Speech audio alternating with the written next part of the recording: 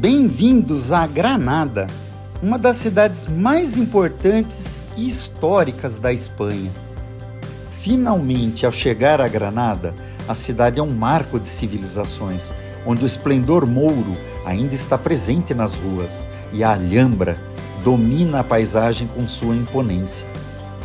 Granada guarda uma energia especial, um espírito de história e cultura. A viagem de Málaga até Granada, atravessando serras e vales cobertos de oliveiras, é uma verdadeira jornada pelo coração da Espanha, onde natureza, história e modernidade convivem lado a lado. Bem-vindo ao mundo da história! A Andaluzia foi habitada por várias civilizações ao longo de milhares de anos. Há 30.000 anos antes de Cristo, foi habitada por povos pré-históricos, incluindo os Neandertais. Há 3.000 anos, durante o Neolítico, começaram a surgir assentamentos e agricultura. Há 1.200 a.C., tivemos a civilização tartésica. Os tartessos é considerada a primeira civilização da Europa Ocidental, com comércio com fenícios e gregos. Colonização fenícia e grega, 1100 a.C. Em 500 a.C., o Império Cartaginês. Os cartagineses, originários do norte da África, assumiram o controle da região após a queda de Tartessos. Mais tarde, os gregos também se estabeleceram na região. Já durante as Guerras Púnicas, Andaluzia foi disputada entre Cartago e Roma. Os romanos venceram. Roma integrou a região ao Império Romano. Durante o domínio romano, Andaluzia prosperou. Cidades como Córdoba e Itálica tornaram-se importantes centros romanos. Entre o ano 409 a 711, com a queda do Império Romano, a região foi ocupada pelos visigodos, também conhecido como período gótico. Em 711, os exércitos mouros invadiram a Península Ibérica e Andaluzia tornou-se parte do califado. Sob o domínio mouro, Andaluzia tornou-se Al-Ándalus, um dos centros culturais mais avançados da época. O domínio muçulmano foi de 711 a 1492.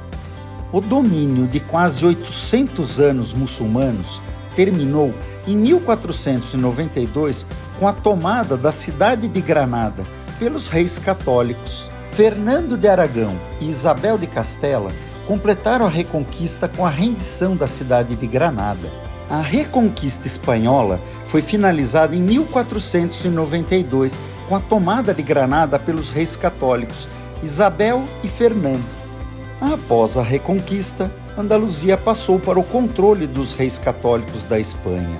Durante o período colonial, Sevilha tornou-se um porto importante para o comércio com as Américas. A região sofreu com crises econômicas e políticas no século XVIII, especialmente com a perda das colônias americanas.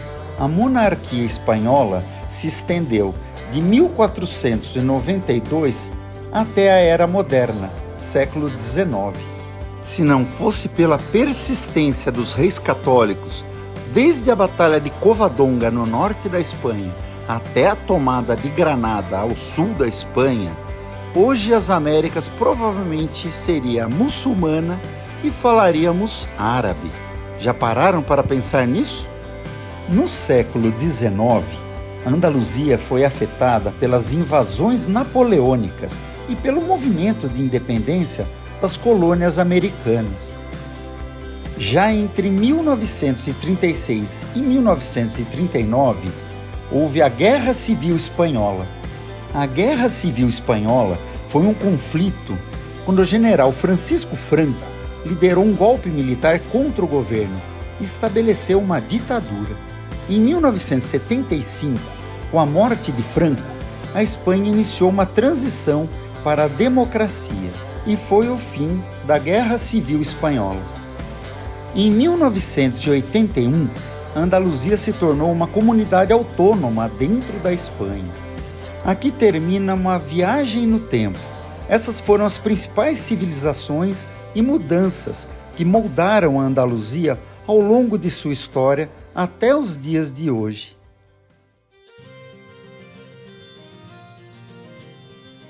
A Alhambra é um dos exemplos mais notáveis da arquitetura islâmica e um dos monumentos mais visitados da Espanha. Sua história reflete a fusão islâmica, cristã e judaica, bem como as mudanças políticas e culturais na Península Ibérica ao longo dos anos. Uma primeira fortificação foi construída no século IX. Já no século XI, a colina ganhou importância militar e estratégica, mas foi somente no século XIII que a Alhambra começou a se transformar no majestoso complexo palaciano que conhecemos hoje. Em 1238, nasce o Reino de Granada, e lá foi escolhido a Alhambra como uma residência real. Foi transformada em um complexo palaciano grandioso, incluindo palácios, jardins, pátios e áreas residenciais. Cada sultão contribuiu com novas adições e decorações ao complexo, com detalhes arquitetônicos como mosaicos, arabescos, caligrafias e elaboradas fontes. A Alhambra prosperou como um centro de vida cultural e política até a queda de Granada em 1492.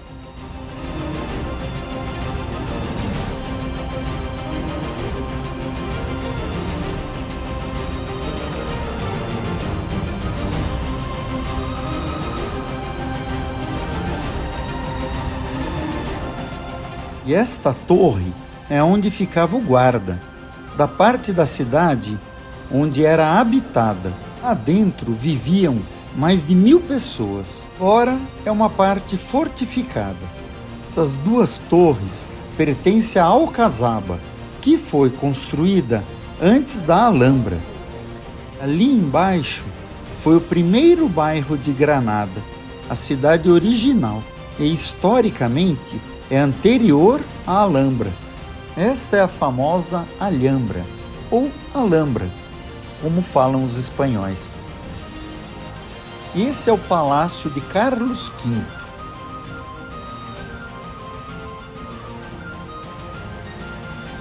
E aqui é a entrada do Palácio de Carlos V, inspirado na arquitetura romana, e é muito posterior à Alhambra. Este palácio é do século XVII e toda a Alhambra é do século XIII. Carlos V era neto de Isabel e Fernando e mandou construir um novo palácio renascentista dentro do complexo de Alhambra, conhecido como Palácio de Carlos V, uma estrutura em estilo renascentista que contrasta com a arquitetura islâmica original. Carlos V foi um dos monarcas mais poderosos da Europa no início do século XVI. Nasceu na Bélgica, mas herdou um império que incluía territórios da Europa, América e Ásia. Foi rei da Espanha entre 1516 e 1556 e também foi imperador do Sacro Império Romano Germânico de 1519 a 1556. Carlos V, portanto, foi tanto rei quanto imperador. Seu governo foi marcado pela busca de unificar a cristianidade sob seu domínio e pela expansão colonial espanhola nas Américas, tornando a Espanha uma potência global. E esse é o Palácio de Carlos V.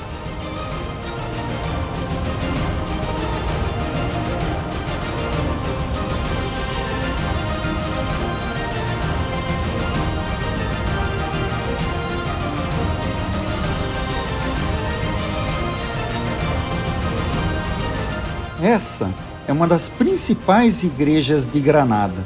Daqui que sai o cortejo de Nossa Senhora de Alhambra e percorre a cidade uma vez por ano. Esse é o ponto de saída.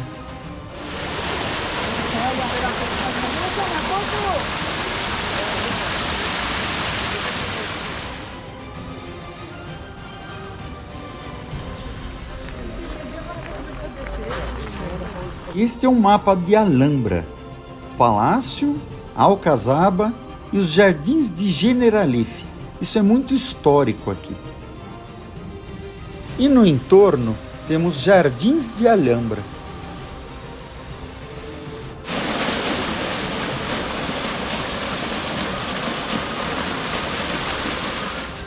Durante a ocupação napoleônica, essa torre foi totalmente destruída e nunca foi reconstruída, no início do século XIX. Aqui foi destruído por Napoleão, que não conseguiu conquistar a Alhambra, e essa é a torre que foi destruída no período napoleônico. Durante o século XIX e XX, várias campanhas de restauração foram conduzidas para recuperar a grandeza original de Alhambra. E o complexo foi declarado Patrimônio Mundial pela Unesco em 1984. Agora retornando ao Centro Histórico de Granada.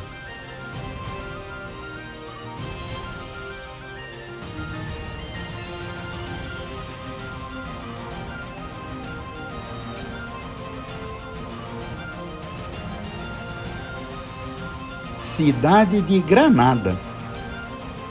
Hoje, a Alhambra é um dos monumentos mais visitados da Espanha e do mundo, atraindo milhões de turistas todos os anos. Seu legado cultural, artístico e histórico faz dela um verdadeiro tesouro da humanidade. Famosa Alhambra de Granada.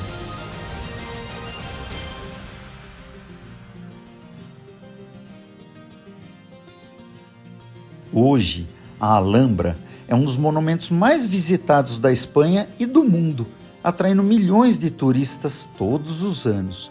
Seu legado cultural, artístico e histórico faz dela um verdadeiro tesouro da humanidade. Catedral de Granada. A Catedral de Granada também é conhecida como Catedral de Santa Maria de la Encarnación, uma das maiores obras do Renascimento espanhol e um marco importante na história da Espanha. Sua história reflete a transição cultural e religiosa após a Reconquista e a influência dos reis católicos na Andaluzia. Estamos nos fundos da Catedral de Granada. Às vezes temos vontade de ter uma visão ampla dessas catedrais, mas a cidade cresceu no entorno. Muitas casas foram construídas coladas aos muros da catedral, de forma que só as torres se sobressaem acima da cidade. Olha a riqueza de detalhes dessa catedral. Elementos góticos e principalmente renascentistas. Catedral da Encarnação, Granada.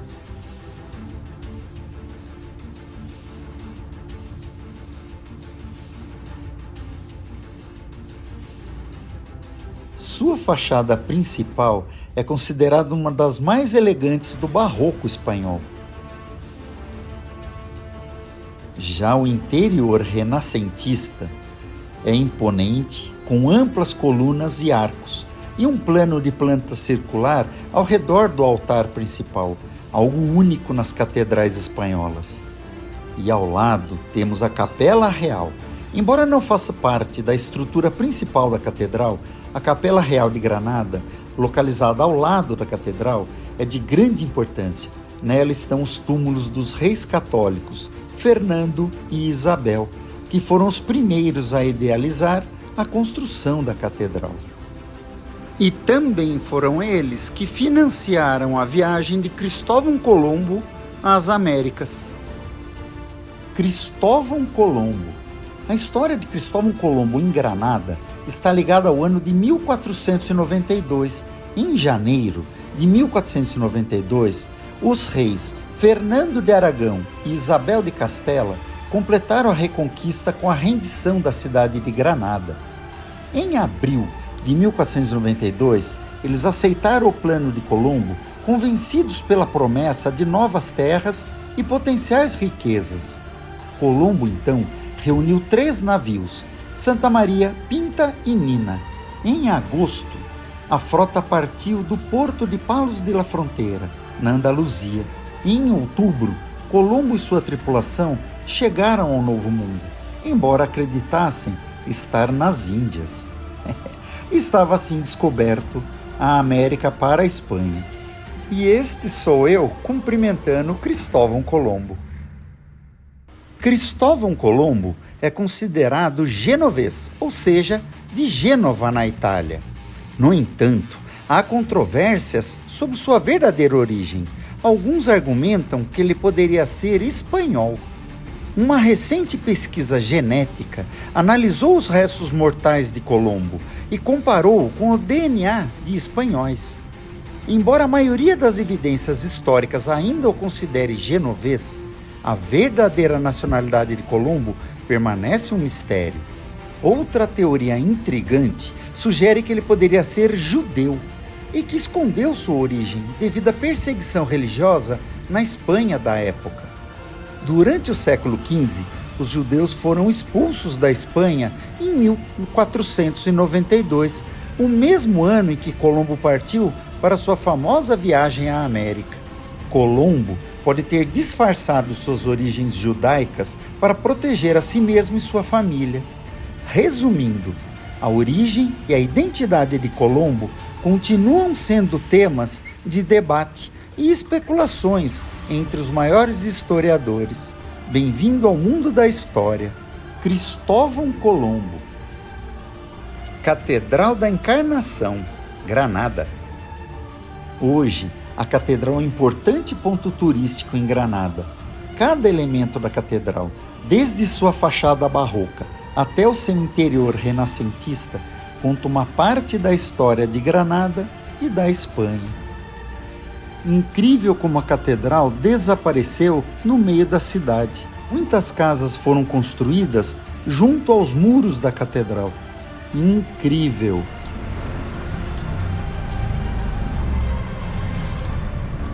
Cerveja Alhambra. Um brinde!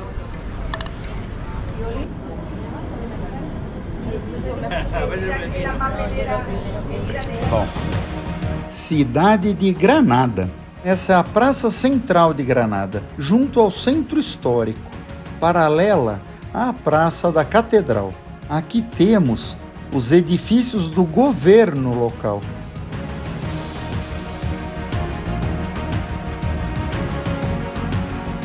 Monumento ao aguador. O aguador era um profissional que vendia água pelas ruas de Granada. A profissão de aguador foi essencial em Granada desde o século XI até meados do século XX, especialmente antes dos sistemas de abastecimento de água. O monumento presta homenagem a essa profissão histórica.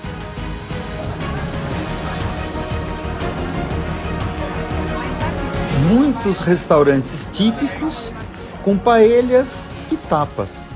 Muito artesanato.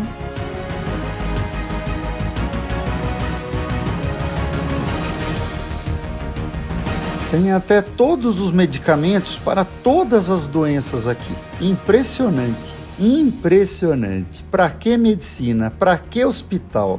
Vamos tomar chá e ervas. É mundial esse fenômeno, desde a pré-história. Aqui temos roupas, trajes típicos e os leques. E aqui é o grande monastério de São Jerônimo. É de 1492, o mesmo ano da descoberta da América por Cristóvão Colombo.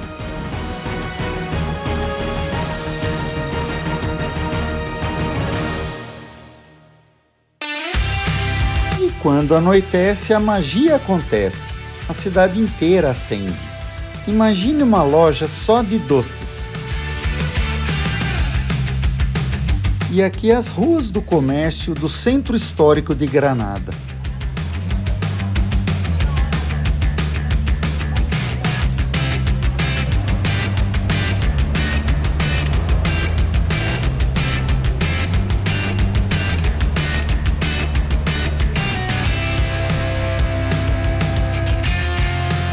E aqui à nossa direita, nosso hotel.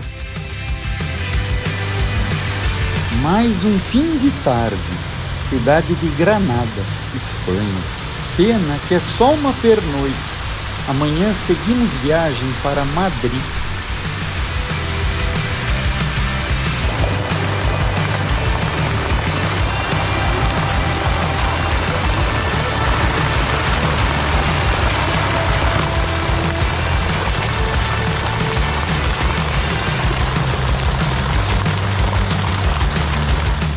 Vamos em direção ao Rio Genil. O Rio Genil é afluente do Rio Guadalquivir. E aqui é uma antiga ponte sobre o Rio Genil. E este é o principal rio que corta Granada. E pelo visto, ele não é navegável, está bem abaixo do nível. Ponte sobre o Rio Genil.